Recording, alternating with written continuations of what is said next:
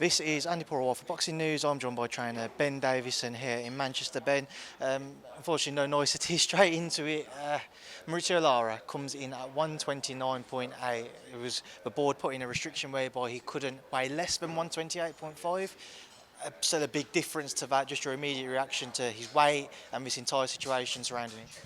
Yeah, look, I mean, it's far from ideal. We're not happy with the situation, but you know, when we knew what weight Mauricio Lara was going to come in, because there's going to be people that are going to say, "Oh, I should have just brought Leigh in at the same weight or whatever."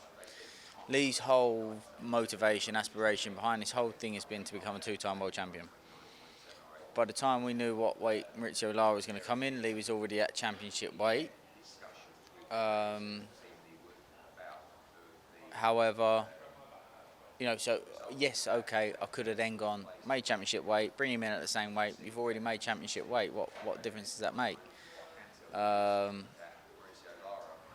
yeah, it's not ideal, is it? Because the title's still on the line for Leigh Wood, so he can still achieve his dream and his goals that he set out for this fight. But just disappointed with this situation, obviously. People talk about fighter safety a lot, especially recently. With that in mind, you know, the board have taken into consideration here. Mauricio looking like he was struggling with his high check weight. Do you feel like they've overlooked kind of a fighter safety with Leigh Wood? He's giving away a lot of weight if the fight is planning on going ahead tomorrow night. Yeah, it's definitely something that we have to take into consideration ourselves as well. We've had a discussion amongst the team and obviously with Matchroom, and we have come to an agreement that I'm not going to go into and can't go into details with, but we've got an agreement to ensure the safety of our fighter. I assume is that agreement around the weight which Mauricio might be able to come in tomorrow? I can't talk about what that agreement is, however, it's something that we've obviously strictly taken into consideration. So the fight will 100% go ahead tomorrow night? Yeah. How's Leigh feeling about this entire situation? He's just been focused on, you know, obviously it's a challenge for Leigh to make weight as well. He's a big lad, very big lad. He's been focused on making weight. Like I said, his goal is to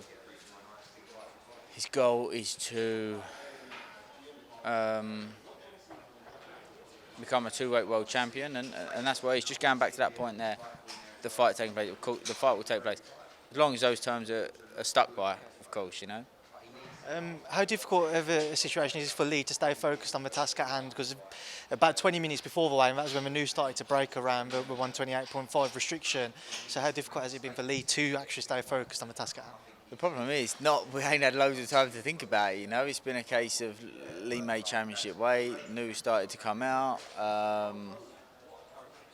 It was a bit late then to, like I say, yes, there'll be everybody saying, or people saying, "Oh, I should have just brought him in at the same weight. Why did you let him make championship weight?" He'd already made championship weight. So to hold it for half an hour and still have a chance of winning the title. But yeah, look, Leigh's focused. He knows what he needs to do tomorrow, and he's fully focused on that. Like I said, we've had a discussion about ensuring Leigh's safety, terms that we've agreed between the teams and Matchroom, but yeah, Leigh's focus is on execution of the game plan tomorrow. With the check weight earlier in the week, what did Mauricio come in at that made it so high? I don't know.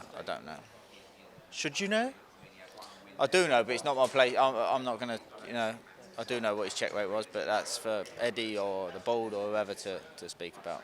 Does any of today know Mauricio will have that weight advantage over your fighter make a difference to your strategy, to your game plan at all? By the time they get in the ring, I don't know if he will. By the time they get in the ring, like I say, Leigh's a big lad. As you can see, he boils right down to featherweight. When he gets in the ring, you know, he puts on a fair bit of weight himself. But look, like I said, all I can say is that there's been terms that have been agreed to ensure the safety, and that there isn't a big disadvantage there. That's all I can say. Ben, just away from this fight, I don't want to take too much of a shine away from Leigh's night, but obviously Devin Haney fought this past weekend. We haven't had a chance to catch up since. Just your thoughts on his performance, his win. A lot of people umming and ahhing, did he deserve it, did he not? Yeah, I think what often happens in fights of that magnitude, and I think there was a lot of Devin's going to smoke him, and you know there was expectations if Devin was just going to blow him out the water. It was two elite fighters, the highest of levels of boxing. You know, okay, Tank and Garcia might have had more buys or whatever, but in terms of pure boxing, you know, elite boxing, that was the highest skilled fight. I thought that he boxed phenomenally. You know, he's very strict on his game plan. Obviously, we work remotely with Devin, and discussions all the time on what he needs to do, and I feel like he went out there and did that. I feel like there was a little bit of a period in the second half where he drifted away from that. But I thought overall it was a great performance. Of course, it was a tight fight. Yes, I can understand some people going, I thought Loma won. I agree, and see people saying I thought Devin won. But, you know, it's a highly skilled contest, and sometimes it is what you like, and that's why you have judges, and not all the time. Sometimes judges will come to the same score, the same end conclusion, but with a different path. I gave round 4 to him, but I gave round 5 to him, and vice versa. So tough. Watching it, I thought extremely tough fight to score.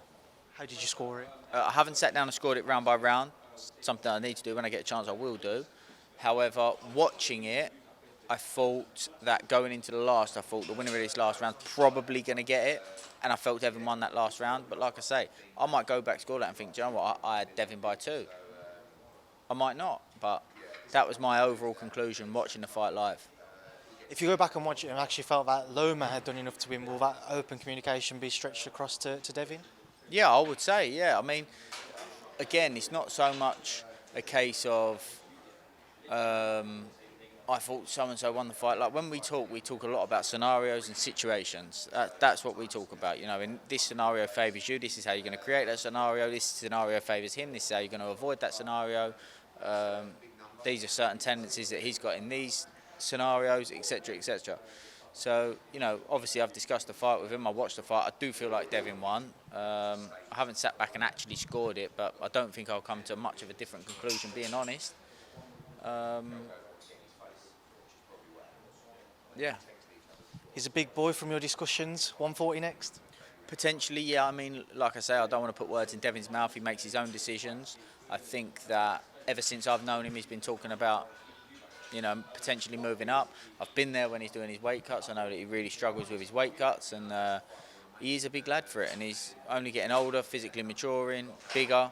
So we'll have to see. I know that there's talk about Shakur and this person and that person, and the issue is with that is no matter at any point in your career, there's always going to be, what about this guy? What about him? What about him? So eventually that fight's going to happen, and when it does happen, I think it's going to be like as big as it gets.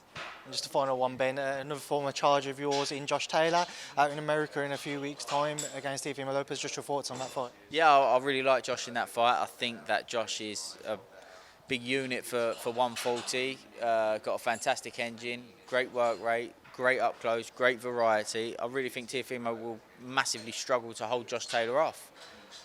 I think that I actually fancy Josh by late stoppage. Ben, listen, I know you're a busy man. The phone's been going off there, so I appreciate your time. Thank you. And there's Rob calling as well, so thank you.